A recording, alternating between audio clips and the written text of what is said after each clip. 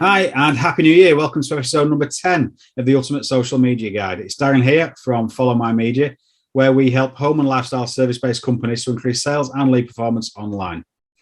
In this episode, as we are starting a new year, I'm going to take you through a few options when it comes to planning your 2022 social media marketing strategy. The new year often brings about re-energized business activity, refocusing, and a real determination to smash the upcoming year. To help you along with this, and based on the more frequent subjects that arise when I speak to different businesses, I'm quickly going to go through a few options that you have that may be able to help your business or at least get your grey matter working. No matter where you sit in the B2B or B2C sector, you should have a steady and consistent flow of content on your social media platforms. If you're building a house, then you'd obviously want foundations, and this is the same when it comes to this. We're building a business and we want those foundations to be strong. So the content on your social media platforms, whichever chosen platforms you're using, acts as those foundations. You can bet the majority of people that are thinking about doing business with you are going to check you out on social media. So they're going to head to those social media platforms. They're going to try and find you, have a look at your activity. Remember that Facebook is the third most commonly used search engine in the world, and that's behind Google and YouTube. So new prospects and clients may be looking for you on there, as well as the traditional Google option. This is the first thing for me that you would need to formalize right from the beginning and set those foundations. Scheduling tools such as Loomly, Buffer, and Hootsuite can make this process very easy and even help you out with constructing content by providing hints, tips, and content, hashtag suggestions, timings, and some advice on content length. From here, we can really build on those foundations. Most businesses could benefit from a lead magnet, either hosted locally on their own website or remotely via something like ActiveCampaign or ClickFunnels. I use lead magnets on landing pages hosted both locally on my website and via ActiveCampaign. And the decision which way I go on those really does depend on the business setup that I'm dealing with. If you're not sure what a lead magnet is, this is just something that you're going to offer to prospects that has a value for them, but can be produced and distributed cheaply, if not freely, by yourself in exchange for their details. It's really not as complicated as some people may think, and there are some amazing tools out there to help you. The ultimate aim here is to provide the prospect with the results of a quiz, a guide, in exchange for their details, and then you can use those details for future marketing activity, whatever that may be. So in its simplest form, what we're doing with a lead magnet is we are simply increasing our own email list. Next one on the list is more for the B2C sector, but it can also work for B2B.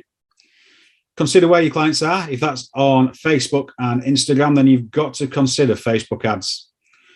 The range of campaign objectives on Facebook ads is big enough to benefit most businesses. And this ranges from generating page likes and website traffic to generating leads and tracking conversions. Facebook does want your ads to work, so stick with it, have a clear objective in mind, and allow a good testing phase. Don't just stop an ad after a couple of days. There are a few numbers that you can look at. I certainly wouldn't look at changing an ad before it's had over 1,000 impressions and things like that, but that's the details that I could go into are definitely for a different episode. If you're more in the B2B sector with a higher ticket product or service, then you may be interested in generating conversations with specific people or job titles. So, for example, if you are looking for human resources directors in distribution businesses, LinkedIn is the perfect platform for you to get involved with. The key to using LinkedIn for lead generation is ensuring that your profile is working for you before you start that outreach activity. I have a previous episode on that about mistakes to avoid with your LinkedIn and some hints and tips on how to compile your profile. So feel free to backtrack a couple of episodes. When you do have a profile that you're happy with, absolutely crack on with the outreach activity. LinkedIn is ultimately a networking tool, and I'd lie if I said all connection requests land with happy recipients. Some people will take exception to it, but certainly 999 times out of 1,000, there are going to be people there that want to be connected with, especially if you can provide them with value.